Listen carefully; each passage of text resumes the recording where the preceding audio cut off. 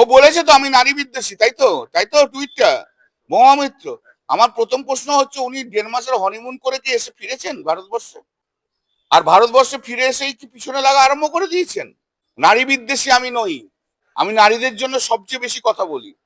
আর মহুয়া মৈত্র এতটাই নারী বিদ্বেষী যে কৃষ্ণনগর পার্লামেন্টে কোনো মহিলা কর্মী, ভালো নেত্রী যারা, তাদেরকে উঠতে দেয় না।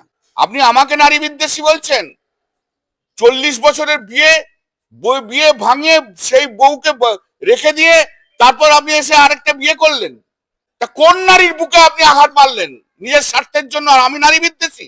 আমি জানি আপনাকে কিছু মহিলা সাপোর্ট করবে, আর সেই সমস্ত মহিলাদের ক্ষেত্রে যদি একই ঘটনা ঘটে, 30 বছর বিয়ের করার পর তার স্বামীরা যদি ছেড়ে চলে যায়, তখন তারা কি বলবে? আমি নারী বিদ্বেষী আর আপনি কি ভাবতে পারেন? 40 বছর বিয়ে হয়ে গেছে, ডিভোর্স করিয়ে সেই মহিলা কোথায় যাবে বলুন তো আমাকে? তার ছেলে পুলে আছে, ইজ এ গ্রিডি লেডি। নারী বিদ্বেষী আমি?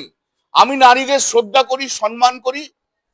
এটা আমাকে, আমার কনস্টিটিউশন কেন সারা পশ্চিম বাংলা জানে। আমি একটি নারী hater, that is Mahua Maitra.